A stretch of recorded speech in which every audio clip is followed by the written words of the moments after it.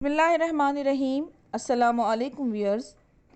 आज मैं आपको शहद की मक्खी के बारे में बताऊंगी कि जो नबी पाक सल्लल्लाहु अलैहि वसल्लम की गिर्द चक्कर काट रही थी। तो हज़रत अली करमुल्लाह वजहो से नबी पाक सल्लल्लाहु अलैहि वसल्लम ने फरमाया कि ये मक्खी हमारी दावत करना चाहती है, कहती है कुछ शहद फ़लाँ जगह रखा है और किसी को भेजें ताकि जाकर ले आएँ। हज़रत अली करमुल्लाह वजह वहाँ से शहद लाए और आकर नबी पाक सल्लल्लाहु अलैहि वसल्लम के सामने रख दिया।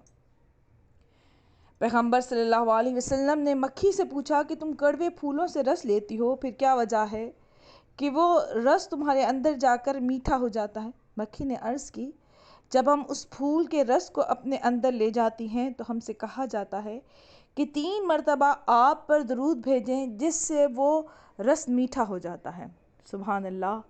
यानी दुरूद पाक के असरात देखिए कि कड़वे फूलों का रस भी मीठा हो जाता है अगर मोहम्मद व आल मोहम्मद पर दरूद भेजा जाए।